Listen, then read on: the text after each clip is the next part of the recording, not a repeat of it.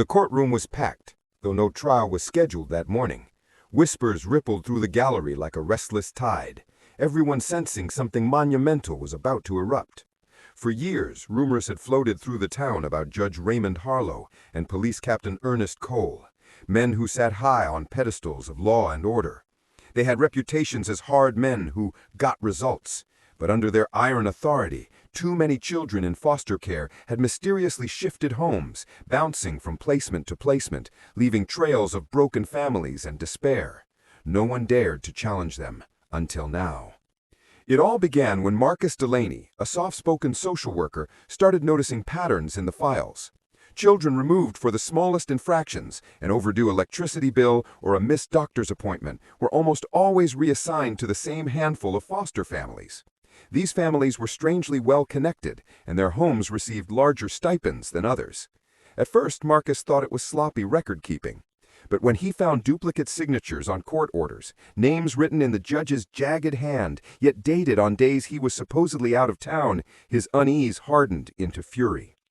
He quietly gathered proof. Months of surveillance, financial records hidden in plain sight, and desperate testimonies from foster kids who whispered of being treated like commodities, passed around not out of need, but profit. The scam was brutal. Judge Harlow fast-tracked the removals, Captain Cole's officers enforced them with intimidation, and the families, hand-picked allies, reaped the state's money. Children had become income streams, and parents were crushed under a system rigged against them. Marcus knew if he went through normal channels, the evidence would vanish, buried under the very corruption he was trying to expose. So he reached higher, sending files directly to a federal investigator. For months, silence hung heavy, but then came the unthinkable, the sting operation. On a gray Tuesday morning, as Judge Harlow prepared to gavel in another custody hearing, federal marshals slipped through the rear doors. Captain Cole, puffing on his cigar in the hallway, never noticed the black SUVs pulling up. When the marshals stormed in, the courtroom gasped. The gavel froze mid-air. Judge Raymond Harlow, you are under arrest for conspiracy, fraud, and trafficking of minors. The judge's face drained of color. His booming voice, once enough to make men tremble, cracked into disbelief. This is outrageous! I am the law in this town! From the hallway came the crash of handcuffs clinking around Captain Cole's wrists. He roared, cursed, and threatened everyone in sight, but his power had evaporated the moment the marshals entered.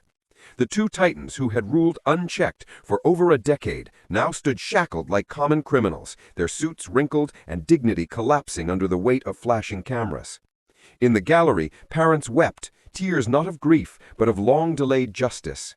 One mother, who had fought for years to bring her daughter home, stood and shouted, "You stole our children! May you rot in the cages you built for us!" The gallery erupted with applause, raw and vengeful, the sound of a community finally unchained. At the center of it all, Marcus stood quietly, his evidence clutched under his arm, his expression unreadable. He wasn't a man who basked in victory, but he felt the tremor of something larger than himself, the dismantling of a cruel empire. Later, when the news spread like wildfire, anchors called it the foster care scam of the century. The scheme unraveled layer by layer, revealing millions stolen from state funds and dozens of families torn apart for profit. The judge and cop who thought themselves untouchable now faced federal trials of their own, the kind that promised decades behind bars. But beyond the headlines, the true revenge lay in the quiet reunions, the moment children returned to arms that had never stopped waiting for them, the mothers and fathers who could finally breathe again. Justice, in the end, wasn't the clang of prison doors closing on the guilty. It was the soft sound of laughter returning to homes where silence had reigned for too long. And for the first time in years, the town no longer feared the courthouse or the badge. They had seen that even the mighty could fall. And sometimes the smallest voice, the voice of a single social worker, was enough to bring the whole corrupt machine crashing down.